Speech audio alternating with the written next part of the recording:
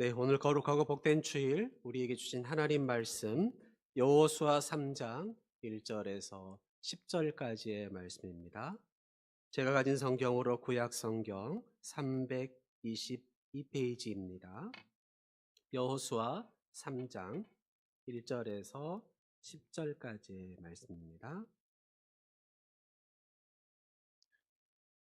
구약 성경 322페이지입니다. 제 모니터 소리 조금만 올려주십시오. 네. 다 찾은 줄 알고 제가 봉독해 올립니다. 또 여호수아가 아침에 일찍이 일어나서 그와 모든 이스라엘 자손들과 더불어 시딤에서 떠나 요단에 이르러 건너기 전에 거기서 유숙하니라. 사흘 후에 관리들이 진중으로 두루다니며 백성에게 명령하여 이르되 너희는 레위 사람 제사장들이 너희 하나님 여호와의 언약궤 매는 것을 보거든 너희가 있는 곳을 떠나 그 뒤를 따르라. 그러나 너희와 그 사이 거리가 2000 규빗쯤 되게 하고 그것에 가까이 하지는 말라. 그리하면 너희가 행할 길을 알리니 너희가 이전에 이 길을 지나보지 못하였음이니라 하니라. 여호수아가 또 백성에게 이르되 너희는 자신을 성결하게 하라. 여호와께서 내일 너희 가운데에 기이한 일들을 행하시리라. 여호수아가 또 제사장들에게 말하여 이르되 언약궤를 메고 백성의 앞서 건너라 하매 곧 언약궤를 메고 백성의 앞서 나아가니라. 여호와께서 여호수아에게 이르시되 내가 오늘부터 시작하여 너를 온 이스라엘의 목전에서 크게 하며 내가 모세와 함께 있었던 것 같이 너와 함께 있는 것을 그들이 알게 하리라. 너는 언약궤를 맨 제사장들에게 명령하여 이르기를 너희가 요단 물가에 이르거든 요단에 들어서라 하라. 여호수아가 이스라엘 자손에게 이르되 이리 와서 너희의 하나님 여호와의 말씀을 들으라 하고 또 말하되 살아계신 하나님이 너희 가운데 계시사 가나안 족속과 헷 족속과 히위 족속과 브리스 족속과 기르가스 족속과 아모리 족속과 여부스 족속을 너희 앞에서 반드시 쫓아내실 줄을 이것으로써 너희가 알리라. 아멘.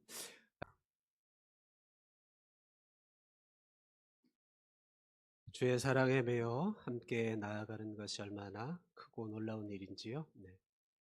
갑자기 제가 쓰셔서 놀라신 분도 계실 것 같아서 담임 목사님께서는 지금 베트남의 부ôn 물리안교에 지금 참여 중이십니다. 목사님을 포함하여서 총 19명의 성도님들이 함께 가셔서 헌당 예배에 참여하시고 오늘은 디모데 교회 쪽으로 이동하셔서 예배를 드리시는 걸로 저희가 알고 있고 소식이 그렇게 와 있습니다. 네.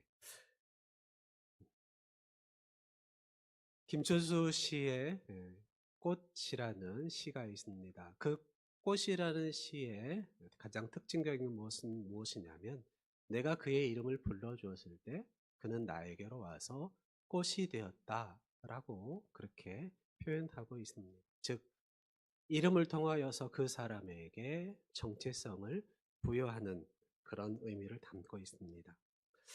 이것을 우리의 신앙의 모습으로 가져와 보면 하나님께서 사용하시는 사람은 그 사람을 그 사람 되게 하는 계기가 있다라는 것입니다. 즉, 그 그 사람의 정체성을 확실하게 나타내게 하는 계기가 있다라는 것입니다. 모세가 언제부터 모세가 되기 시작하였습니까? 하나님께서 모세를 부르실 때에 가시떨기 나무 가운데서 그 불꽃 가운데서 모세를 부르셨습니다. 그리고 하나님께서 그렇게 모세를 만나시고 나서 모세가 비로소 모세로서의 사명을 감당할 수 있었습니다. 요나는 어떻습니까? 큰 물고기 뱃속에서 3일간 갇힌 후에 그 이후에 하나님을 만나고 또 하나님께서 부르시는 진짜 요나의 모습을 보이게 되었습니다. 바울에게 있어서는 다메섹 도상에서 예수 그리스도를 만나는 그 사건을 통하여서 바울이 진정한 바울로 거듭날 수 있었습니다. 오늘 본문은 본격적으로 여호수아가 어찌 보면 여호수아라는 이름이 시작되는 날이었습니다. 그래서 오늘 하나님께서는 여호수아에게 오늘 본문 7절을 통하여서 이렇게 말씀합니다. 여호와께서 여호수아에게 이르시되 내가 오늘부터 시작하여 너를 온 이스라엘의 목전에서 크게 하여 내가 모세와 함께 있었던 것 같이 너와 함께 있는 것을 그들이 알게 하리라 라고 말씀하십니다. 전에도 하나님께서 여호수아에게 말씀하신 적이 있으셨지만 오늘은 무언가 다르고 예전보다 조금 더 강력한 힘이 느껴집니다. 오늘 저희가 읽은 여호수아 3장의 본문의 배경은 이렇습니다. 이스라엘 백성들이 출애굽한 이후에 40년간 광야에서 열심히 살아왔습니다. 그리고 그 40년간 고생한 후에 이제 눈앞에 요단강을 건너서 보면 가나안 땅이 보이기 시작합니다. 가나안 땅만 건너면 하나님께서 그 약속하셨던 그렇게 40년 동안 바라고 기다려고 앙망했던 그 땅이 바로 눈앞에 펼쳐져 있습니다. 그런데 오늘 본문을 보면 장애물이 하나가 등장합니다. 오늘 본문 15절 말씀에 보면 저희가 읽지 않았지만 15절 본문에 보면 요단이 곡식 거두는 시기에는 항상 언덕에 넘치더라 이렇게 말씀합니다. 뭐가 넘치냐면 요단 강물이 넘칩니다. 성지순례를 다녀오신 분들은 아시겠지만 저도 가보진 않았지만 사진을 통해서 보았는데요. 건기 때는 굉장히 좁아집니다. 그래서 몇 걸음만 뛰어도 건널 수 있는 게 요단 강물입니다. 그래서 좀 쉽게 말하면 빨리 뛰어서 휙 넘어가면 요단 강물을 건널 수 있습니다. 물론 넓은 데는 넓긴 하지만요. 그러나 이 요단 강물, 곡식을 거두는 시기에 요단 강물이 넘치게 되어지면 이때부터는 도저히 건널 수 없는, 그냥 건널 수 없는 그런 요단 강물의 모습들이 보여집니다. 백성을 이끌고 모세를 대신하여서 이제 백성을 이끌고 요단강을 건너가야 하는 이 여호수아 앞에는 요단 강물이라는 큰 장애물이 나타나게 되어집니다. 여호수아는 이곳에서 어떤 방법을 사용했을까요? 놀랍게도 여호수아는 하나님의 방법을 구하고 하나님은 그런 여호수아를 이제 여호수아답게 시작시키셨습니다. 사랑하는 영동의 성도 여러분, 여호수아가 어떤 사람입니까? 우리는 성경을 읽어서 잘 알고 있습니다. 출애굽한 이스라엘 백성들이 광야에서 싸울 때, 특히 아말렉과 전쟁할 때에 모세는 산에 올라가서 기도하고 여호수아는 전쟁터에 나가서 선봉에 나아가서 나를 따르라 하며 앞장서서 전쟁을 이끌었던 사람이 여호수아입니다. 그리고 모세가 십계명을 받으러 산으로 올라갈 때에 모세를 가장 가까이에서 호필했던 사람이 바로 여호수아입니다. 그리고 무엇보다도 여호수아를 가장 돋보이게 하는 장면은 우리가 아시는 것처럼 가나안 땅을 정탐하고 난 이후에 돌아와서 이스라엘 백성들 앞에서 보고를 하던 그 장면입니다. 오직 여호수아와 갈렙만이 하나님이 말씀하신 하나님의 눈으로 가나안을 보았고 하나님이 원하시는 보고를 행하였습니다. 그러나 그런 그들의 보고에도 불구하고 이스라엘 백성들은 부정적인 보고를 신뢰하고 결국 그 일로 인하여서 40여 년의 광야 생활이 시작되었습니다. 그러던 가운데 이제 가나안 땅 입성을 앞두고 모세가 하나님의 부르심을 받고 죽게 되어집니다. 그리고 그 뒤를 이어서 여호수아가 이스라엘 백성의 지도자로 선택되어집니다. 족장도 모세도 무엇보다도 우리 하나님께서 여호수아를 지도자로 세워 주셨습니다. 그런 사람이 바로 여호수아입니다. 자, 그렇다면 여호수아에게 오늘부터 시작된 것이 무엇일까요? 여호수아가 모세의 후계자로, 즉 모세를 이어서 대를 이은 리더자로 세워졌지만 이스라엘 백성에게 있어서 아직 모세의 수종자로 인식되었던 이 여호수아는 리더로서 적합한지 부적합한지 아직 증명이 되지 않았습니다. 다른 말로 여호수아가 이스라엘 백성들에게 있어서 신뢰할 수 있을 만큼 강한 인상을 주었던 사건이 없었다라는 것입니다. 그래서 여호수아나 이스라엘 백성들에게 있어서 서로 쌍방에게 있어서 즉 여호수아를 신뢰할 만한 무언가 계기가 필요했습니다. 그래서 여호수아에게 있어서 오늘은 여호수아를 통하여 요단강을 가르고 가나안 땅에 들어가게 함을 통하여서 하나님께서 선택하신 이스라엘 백성의 총 리더로서 우렁차게 출발하는 오늘이었고, 더 나아가서 이스라엘 백성들의 총 군사로서 총 사령관으로서 세워지는 그런 오늘이었습니다. 모세가 홍해를 가른 후에 이스라엘 백성의 지도자로 인정받습니다. 그렇기에 여호수아도 오늘 하나님의 능력으로 요단강을 가름을 통하여서 하나님이 세우신 지도자라는 것을 인정받는 오늘이 되게 되어집니다. 그렇기 때문에 이 오늘은 여호수아에게 있어서는 정말 중요한 오늘입니다. 우리에게는 매일매일 오늘이 찾아옵니다. 그렇지만 여호수아에게 있어서 이 오늘만큼은 무언가 다른, 어제와는 다른 뭔가의 오늘이었다라는 것입니다. 이스라엘 백성들은 오직 가나안 땅을 들어가기 위해서 40년간을 그렇게 힘들게 버티며 살아왔습니다. 그래서 요단강을 가르는 오늘 사건은 비단 여호수아뿐만 아니라 이스라엘 백성에게 있어서도 본격적으로 무언가가 시작되어지는 그런 날입니다. 즉 이스라엘 백성과 여호수아에게 있어서는 이 오늘이 감격과 흥분과 축복과 기다림의 그 기다림이 완성되는 그런 날이었다라는 것입니다. 사랑하는 여러분, 오늘 저와 여러분에게 있어서 오늘은 어떤 의미입니까? 사랑하는 우리 영동교회 모든 성도들에게 여호수아 같은 오늘이 시작되시기를 주님의 이름으로 부탁드립니다. 하시고자 하는 모든 일들이 본격적으로 주의 은혜 가운데서 시작되는 그런 날이 되시고, 무엇보다도 오늘부터 하나님이 주시는 복을 누려가는 귀한 하루하루가 되시기를 주님의 이름으로 축복합니다.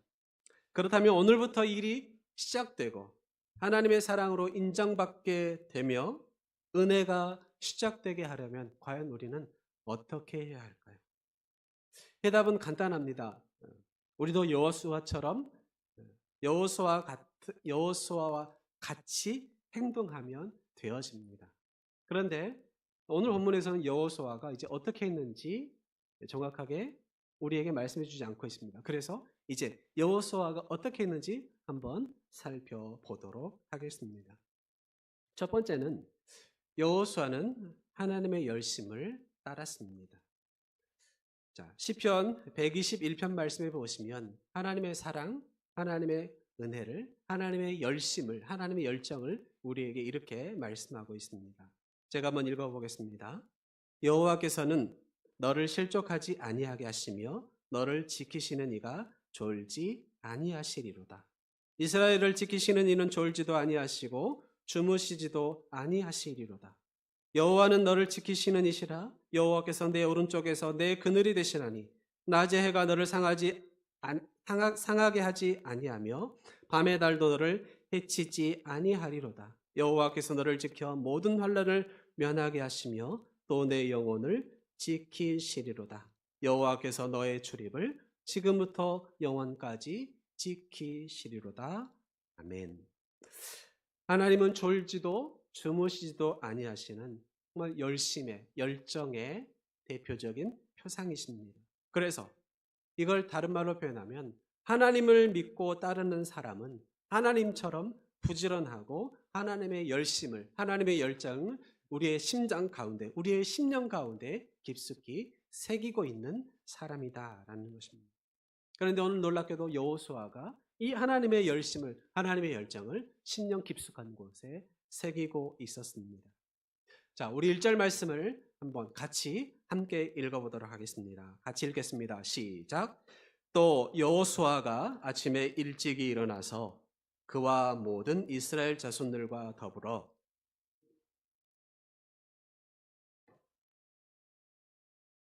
유숙하니라.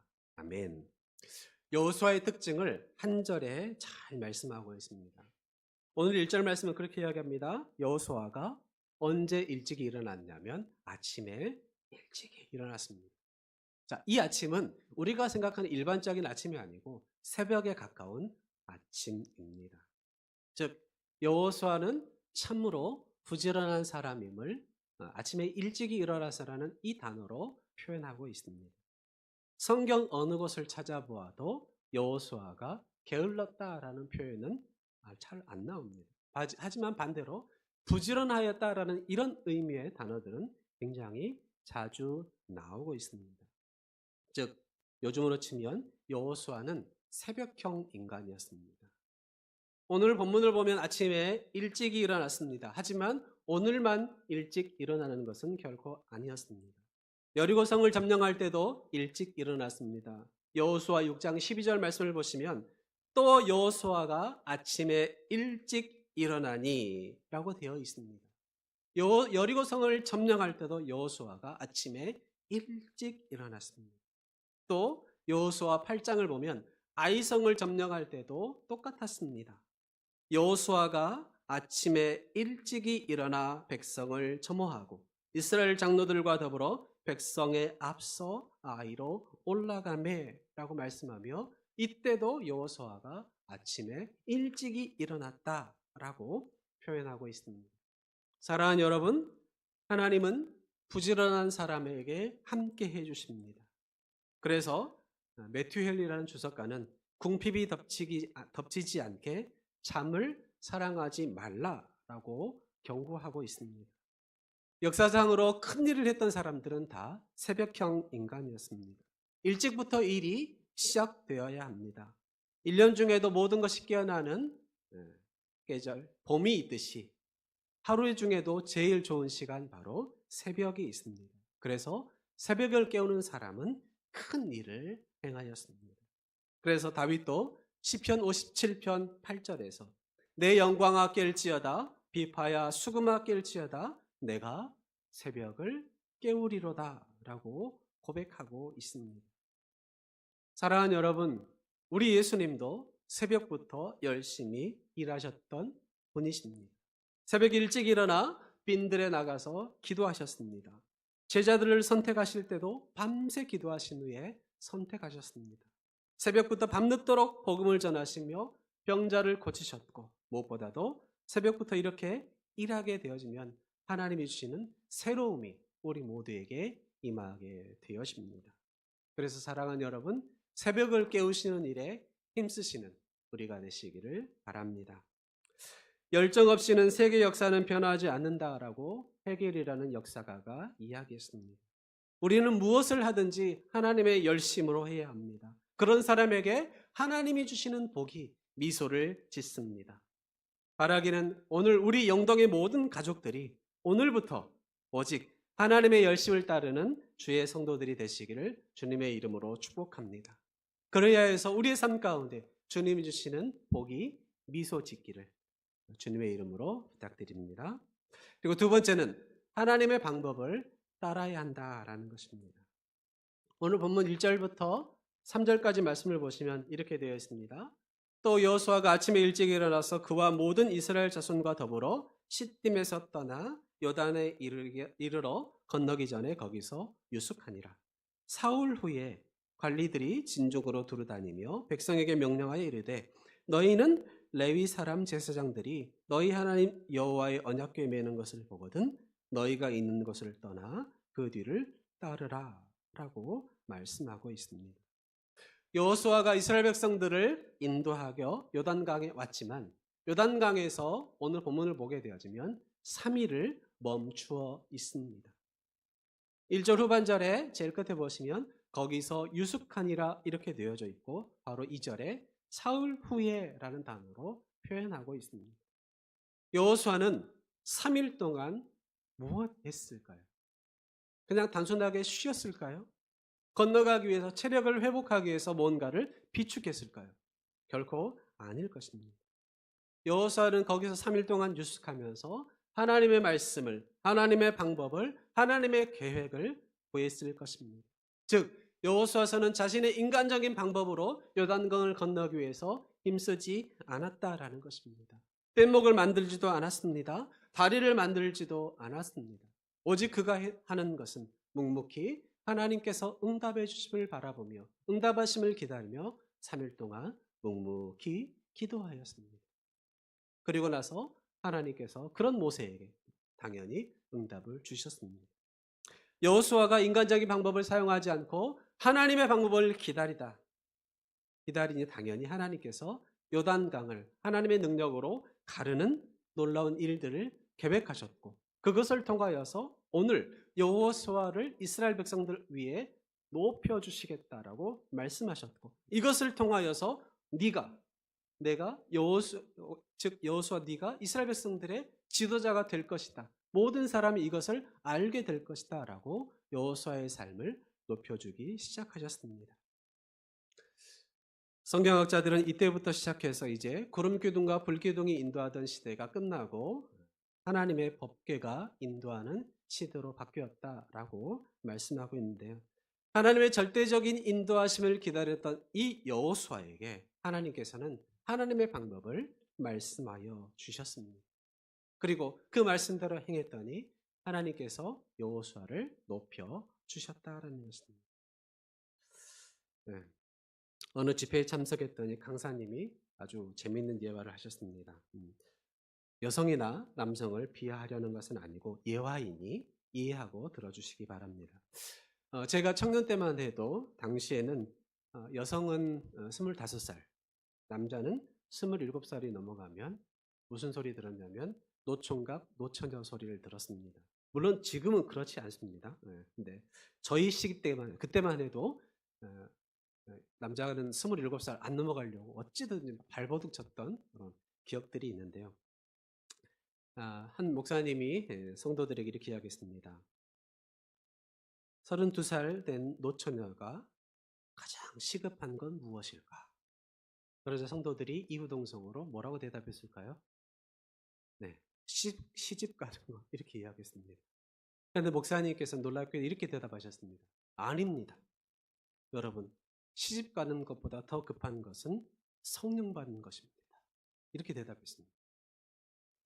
그러면서 한마디 덧붙였습니다. 총각은 32살, 처녀는 30살까지는 정찰 가격입니다. 총각은 37살, 처녀는 35살이 넘어가면 할인 가격입니다. 이것을 넘기면 나도 모릅니다. 그런데 한 가지 분명한 것은 성령 받고 하나님의 인도하심을 받으면 사랑할 사람이 꼭 한 명 생깁니다. 이렇게 말씀하셨습니다.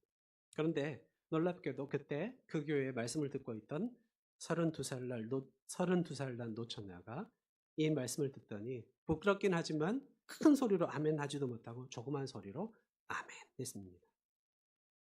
그리고 그 말씀을 믿고 말씀대로 열심히 잘 섬겼는데 놀랍게도 5개월 후에 당신 아니면 죽겠다라는 31살의 노총각이 나타나서 결혼에 골인했습니다. 자, 무슨 말씀을 드리려고 이야기할까요? 인간적인 방법을 따르지 아니하고 하나님의 방법을 따랐더니 하나님께서 우리의 삶을 인도해 주셨다라는 것입니다.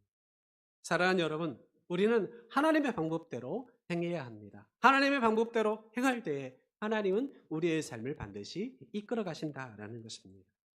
히브리서 10장 11절 말씀해 보시면 이런 말씀이 있습니다. 제사장들은 제사장마다 매일 서서 섬기며 자주 같은 제사를 드리되 이렇게 되어 있습니다. 제사장들은 하나님께 예배를 집례할 때 하나님께 예배 올려드릴 때 앉아서 예배 드리지 않냐고 매일 서서 상번제, 번제, 매주 예배를 그렇게 올려드렸습니다. 제사장들은 서서 예배 드렸다라고 했습니다. 그런데 여러분 사무엘상 4장 18절 말씀해 보시면 이런 말씀이 있습니다. 여호와의 궤를 말할 때에 엘리가 자기 의자에서 뒤로 넘어져 문 곁에서 목이 부러져 죽었으니 나이가 많고 비대한 까닭이라 그가 이스라엘 사사가 된 지 40년이었더라 라는 말씀이 나옵니다. 물론 연세가 많아서 의자에 앉아 있을 수 있습니다. 그런데 4장 18절 말씀에서 주목해서 볼 수 있는 것은 무엇이냐면 비대했다라고 말씀하고 있습니다. 몸이 너무나도 거대했다라는 것입니다. 사랑하는 여러분, 서서 열심히 일하다 보면 몸이 쉽게 비대해지지 않습니다. 자, 엘리 제사장이 몸이 비대했다라는 것은 본인에게 주어진 사명, 본인에게 주어진 제사장의 직무를 제대로 이행하지 못했다라는 것을 반대로 돌려 말하는 것입니다. 사랑하는 여러분, 단순하게 앉아 있었다라는 것은 육체적으로 앉아 있었다는 것이 아니고 영적으로도 앉아 있었다라는 것입니다. 제사장이 영적으로 서서 이스라엘 백성들을 이끌어가야 하지만 그 제사장이 앉아 있습니다. 육체적으로도 앉아 있습니다. 영적으로도 앉아 있었습니다. 그러니 이스라엘 백성들이 어찌 설 수 있겠습니까? 인간적인 방법을 찾지 아니하고 하나님의 방법대로, 하나님이 이끄시는 대로 서서 믿음으로 나아갈 때에 우리는 하나님의 능력을 경험할 수 있다라는 것입니다. 사랑하는 여러분, 여호수아는 요단강에 와서 3일간을 기다리며 하나님의 지시를 기다렸습니다. 그리고 여호와의 법궤를 따라갔습니다. 그날부터 새롭게 하나님의 말씀이 펼쳐지는 놀라운 역사가 일어나게 되었습니다. 하나 더 생각해 보면 하나님께서는 우리에게 뭐라고 말씀하시냐면 하나님의 신호를 따라야 한다라고 말씀하고 있습니다. 여호수아는 하나님의 신호를 따랐다라는 것입니다. 제가 이번 주에 대형 면허 갱신이 있어서 적성 검사를 받았는데요. 대형 면허는 온라인으로 신청이 안 된답니다. 왜냐하면 대형 면허이기 때문에 꼭 사람을 만나서 신청해야 한다라고 해서 적성 검사를 받으러 갔는데요. 적성 검사에서 가장 중요한 것은 무엇이냐면 신호를 구분하는 것입니다. 각각의 신호. 노란색은 녹색불은 가라는 신호, 노란색은 주의하라는 신호, 빨간불은 멈추라는 신호입니다. 자, 그런데 빨간불 좀 다르게 생각해 보면 멈추라는 신호가 아닌 가기 위해서 잠깐 대기하는 신호라고 생각해 보겠습니다. 앞으로 전진하기 위해서 기다리는 이 기다림의 사건이 어떤 사건입니까? 그냥 기다리는 것이 아닌 하나님의 신호를 기다리는 것입니다. 범람하는 요단강을 눈앞에 두고 이스라엘 백성들이 건너갈 수 있었지만 하나님이 주시는 그 방법을 기다렸습니다. 하나님의 신호를 기다렸던 이스라엘 백성들에게 하나님은 드디어 신호를 주셨습니다. 오늘 저희가 읽은 것처럼 사흘 후에 하나님은 신호를 주셨고 그 신호를 따라서 이스라엘 백성들은 요단강을 건너가기 시작했습니다. 엘리야는 손바닥만한 구름이 3년 6개월의 가뭄이 끝나는 신호임을 믿었습니다. 다윗은 사자와 싸워 이긴 것을 골리앗을 물리칠 수 있는 신호로 믿고 나아갔습니다. 베드로는 닭 울음소리가 주님이 책망하시는 신호임을 알고 깨닫고 회개하였습니다. 사랑하는 여러분, 하나님의 신호를 믿고 따르는 사람에게는 하나님의 은혜가 넘치게 되어집니다.